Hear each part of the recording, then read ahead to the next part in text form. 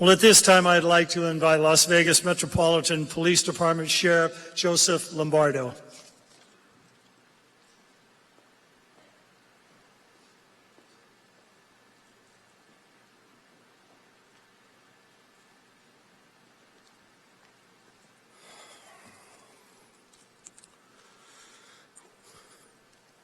Mindy, you all right?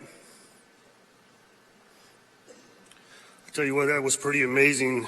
I was really surprised that you decided to go through, stand up here and address the crowd. It's amazing your courage and your fortitude, and I appreciate that. Thank you for allowing me to say a few words about Eric. An officer is conditioned from the start to believe that the biggest threat to his life will come from the hostile actions of another. But today, the greatest threat to officers is unseen, unprovoked, and deadly. It is an unfair price paid by Eric.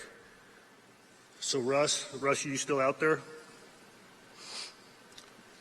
I absolutely agree with you in your assessment of the stage and the auditorium.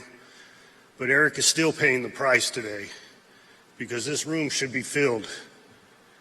As you can tell by the testimony of the individuals that stood up here before me, that Eric was loved and respected and had many friends. And it's unfortunate, Bill Kephart, I agree with you.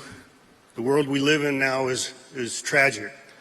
I think 2020 is hoped to be removed from everybody's mind at some point. But because of the situation we are in, we don't have the opportunity to properly recognize Eric and fill this auditorium and show that everybody in this community supported everything he has done. You know, and Julie, I have to appreciate what you said about your mother providing feedback from funerals. So I learned a few things today. One is that Mindy's attracted to homeless people. So that was a little troublesome to me when I heard that. But I also learned in all the time that I've worked with Eric, I grew up with him in the agency, and he worked for me on several occasions. And I would get frustrated with Eric on more than one occasion because he would be late to a lot of operational meetings, to work in general. And I agree with Joe and Trevor and John, his brother, that he didn't know what 8 a.m. was. It wasn't in his vernacular. And Chris, your word for him, charity, that's absolute. But I think I've been bamboozled a little bit because, you know, every time he would show up late and I would confront him, he would immediately say IPOF.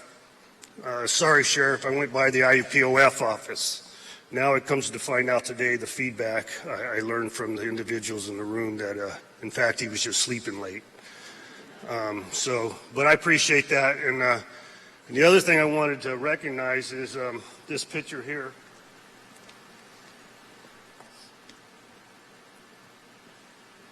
So this picture is actually in my phone. And for those of you who don't know, Eric had a little bit of a sense of humor, as his wife Mindy. And that picture was sent to me by them at the UNLV basketball game. And the reason why was they were making fun of me because I had season tickets to the basketball, UNLV basketball, but my seats were way up there. And their seats were way down here. And they would periodically wave at me and shoot me pictures and ask me, why don't you have seats down here? And I said, I can't afford it. How do you afford it? And Eric says, overtime. So that's how he was successful in what he did moving through his career. So people often use the word hero at an officer's funeral, but there are many different kinds of heroes. There are heroic actions that come from one fleeting moment that results in saving lives or escaping danger. But these are the lesser talked about men and women amongst us whose acts of kindness build up on the list of a long career. There is a saying regarding that, help one person and you will help an entire community. Eric did that and more for his community. We will never know all of the small acts throughout Eric's career, but we do know that his remarkable character showed through his dedication and benevolence. That showed his efforts to ease the suffering of officers and families who were marked by injury and loss. To his wife, Mindy, his parents, his children, and his grandchildren, grieving a loss like this will force you to summon up the courage that you didn't know you had. And on the other side of that courage will be wisdom. Wisdom knowing what Eric did for all of us. So Mindy, thank you for the opportunity, and thank you for letting us honor Eric appropriately. And I appreciate you and your family, as well as the law enforcement community and profession. Thank you.